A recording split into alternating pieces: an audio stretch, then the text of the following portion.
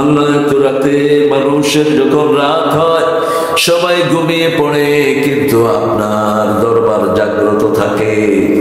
আল্লাহ আপনি প্রথম আকাশে এসে বান্দাদেরকে ডাকে। সেই সময় আমরা গুনাহগারেরা হাত তুলেছি, আমাদের জীবনের গুনাহগুলো মাফ করে দেন, আমাদের আব্বা আম্মাকে মাফ করে দেন, আমাদের আত্মীয় স্বজনকে মাফ করে দেন।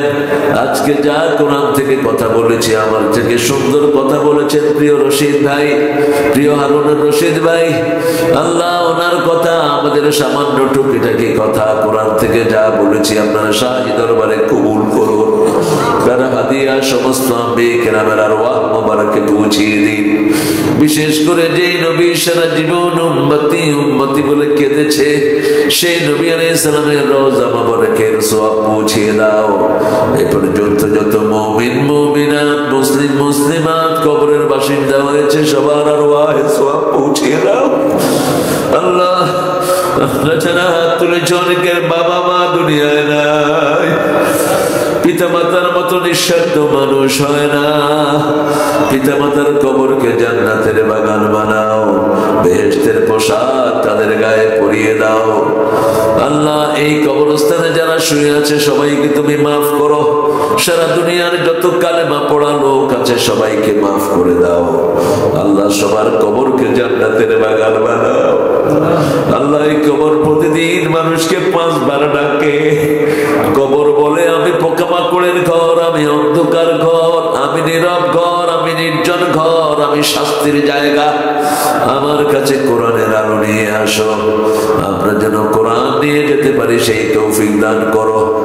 এই মাহফিলের প্রধান অতিথি, বিশেষ অতিথি দীর্ঘদিন মাটিতে নিজের মাটিতে আসতে পারে নাই, যে জালেমদের জন্য ওদেরকে তুমি হয় হেদায়েত দাও, আর না হলে চিরতরে ধ্বংস করে দাও। সকল জালেম থেকে বাংলার জমিন ঠিকানে তুমি হেফাজত করো। আমাদের প্রধান অতিথির আব্বা আম্মাকে তুমি মাফ করে দাও, আমাদের স্যারের আব্বা আম্মাকে মাফ করে দাও, আমাদের যত ভাই বোন এখানে এসেছে সবাইকে মাফ করে দাও। আমাদের ছোট্ট ছোট্ট ছেলে মেয়েদেরকে তুমি হেদায়েত দান করো।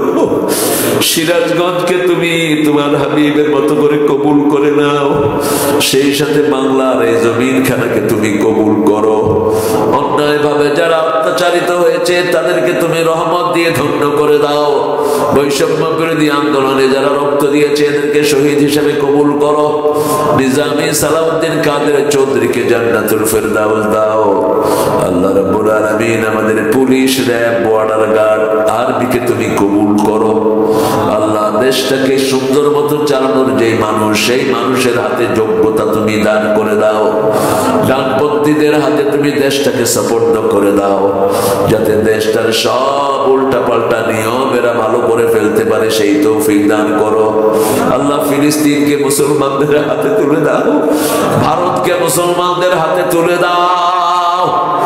সব সন্ত্রাস থেকে সারা দুনিয়াকে তুমি হেফাজত করো। মুসলমানদের হাতে সারা দুনিয়ার কর্তৃত্ব তুমি তুলে দাও। হিন্দু ভাই বোনদেরকেও কোরআনের হেদায়েত দান করো। আল্লাহ আমরা যেন তাদের অধিকার রক্ষা করতে পারি সেই তৌফিক আমাদেরকে দাও।